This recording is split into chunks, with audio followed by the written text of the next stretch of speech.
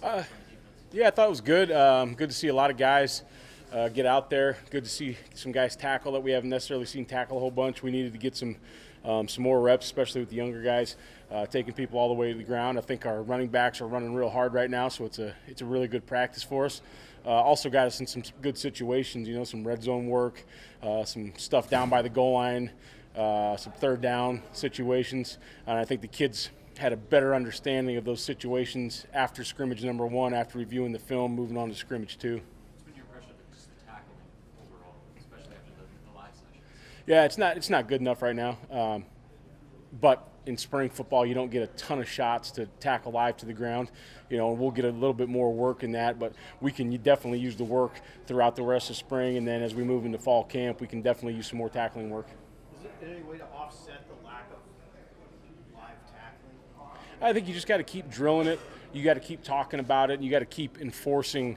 When we're in a tag-off period or a thud period, you got to keep enforcing leverage. You got to keep enforcing angles. You got to keep enforcing body posture and where your eyes are at. So there's things that you can do to offset it, but you'll never completely offset the lack of a live tackle. Is there a position group or two where that's especially one of emphasis, or is that just defensive? Well, I mean, everybody across the board, but defensive backs and linebackers have the hardest tackles. It's a lot more space. Leverage is, much more important for those guys out in the perimeter. The D-line guys, they kind of run around and put their big bodies on another body. You don't want to give them too much to digest as they're coming out of the stack. They need to keep the leverage in their gap, but those guys on the perimeter, nickels, linebackers, defensive backs, have a lot of space to work with, so they got to be really, really sound in their tackling plan and their technique. Is there anybody from that younger crew of D linemen that you're wanting to rise up that's impressed you? Yeah, I think the whole crew, has done a lot of good things, and obviously, Nash got some reps last year, and Colton Feast got a lot of reps last year, and the guys that haven't got as many reps, the Mosai Newsoms and Marquise Blacks and Ruquan and Jalen, those are the guys we need to continue to get a little bit more out of as we move forward. Is one of them closer than the others, or they kind of group them all together? Yeah, I think Mosai has been in the system the longest, so I think he's the closest of getting in. But Ruquan does a lot of good things in practice. Marquise Black does a lot of good things in practice. Even guys like Herbeck and Schomer, those guys have just kind of come back. They had a little tweak in their injuries, but it's really nice to get those guys back and see them work. We've asked you about Jamari before, but since he's up here, just how has his spring gone, and is he kind of making that move that you hope at this point? Yeah, and it's different now for him because we're getting closer to coaching him like Garrett and Caleb, or maybe Garrett and Caleb last year, whereas before it was get lined up and let's play with some technique and let's play really hard and really fast, and now we're able to correct some mistakes, and he understands the system much better. So he's coming along a lot just in those detail work. How have things developed at the nickel spot? Moving to Larvick there and having Isaac with experience. What do these 10 practices look like there? Yeah, I think all those guys have done a good job. Isaac's, keep progressing from where he left off last year, as he got a couple starts at the end of the year with JoJo being hurt, and he's fine-tuning all his technique and his assignment. Chris is learning it, but he's done a really good job. He learned fast. Chris is playing fast and physical, and then John Bullock's doing a nice job too. He's taking a lot of reps. Those guys have kind of all rotated through the ones and the twos, but he's done a nice job. He's fast. He's physical. He's a good football player. He just needs to get the mental side of it all cranked down so he's consistent all the time. And then, hopefully we get Javen right back here in a short time, and I'd like to see what he's doing running around out there. Anybody else there? Has Kobe Brett's played that spot, or is he more in the secondary? No, Grant Buddha's played some with our threes right now, and then the secondary guys have, we're trying to get them to see who we can manipulate into the corners and safety positions, and somebody may come out of there. Certainly could once we get that back end solidified. Those Farmers, the guy that should be his time to get on the competition was brought in. How's he handled that, and what do you see from his development in terms of taking the next step? Oh, he's handled it great. You hear his voice a lot more. I mean, last year, obviously, with Markel and Deontay and Cam back there, he was he was doing a really nice job. He was the second guy rotating in. He got a chance to start a few games with Deontay out. This year, I think you've heard his voice. You've heard his leadership a lot more. He feels more comfortable in that position. I think he feels a lot more comfortable just with all his assignments, where now he can really start talking to the other people that are out there with him. And he's also holding some guys accountable, which is really good.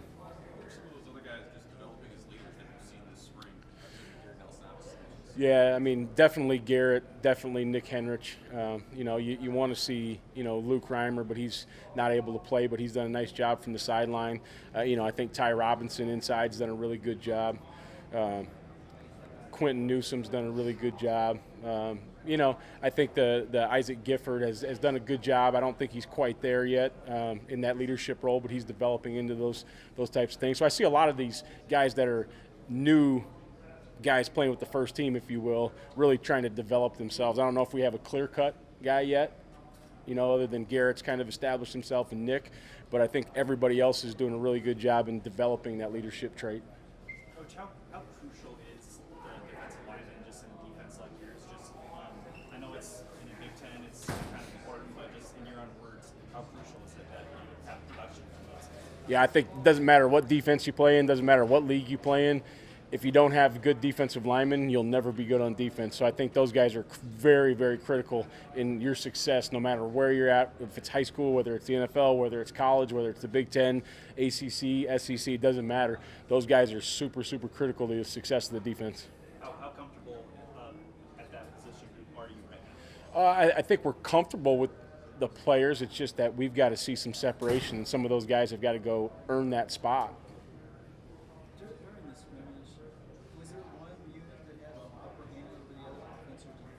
No, I actually thought it was really good back and forth. There's a couple times where, defense came out hot and offense made a few errors, and then the offense came storming back, and, they had a lot of good plays on us and went down and scored a touchdown, and then we bolted back in. But it was a great back and forth. I thought both sides. The thing I liked about the scrimmage was I thought it was fast and physical on both sides of the football. I didn't see any dumb stuff out there penalty-wise or just guys doing dumb stuff like it's a game, it's not practice now. And then I just thought both sides were operating really good at certain points in time, you know what I mean? And sometimes it was kind of a stalemate, which is okay too, which is good players on good players. But I thought both groups did a really nice job, offense and defense. All right. See you guys.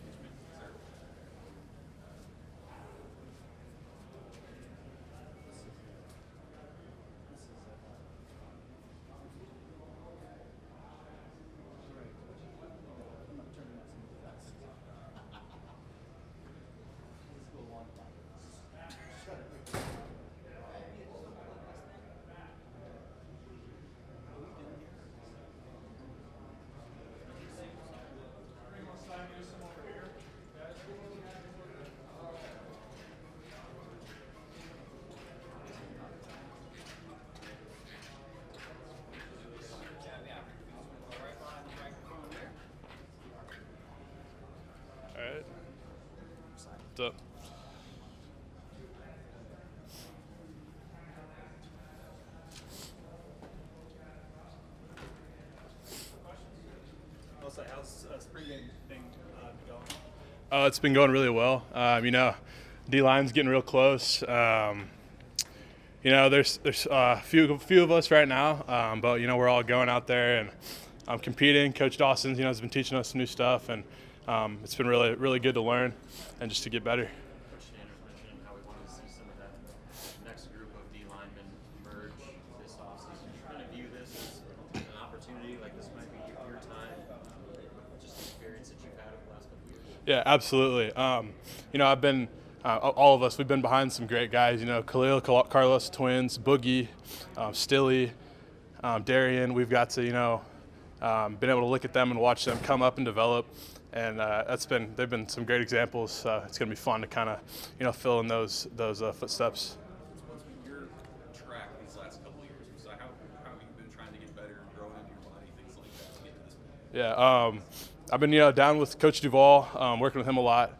He's done wonders with all of us. He's an awesome strength coach. Been with Coach Dawson. Coach T was along there. just and like I said before, being behind those guys, watching them develop, been a blessing to have some great guys be in front of us. So it's been cool to learn from them. How much weight have you gained just in a couple years? I think I came in here at maybe 260. Like the heaviest I've been is like 300, 305.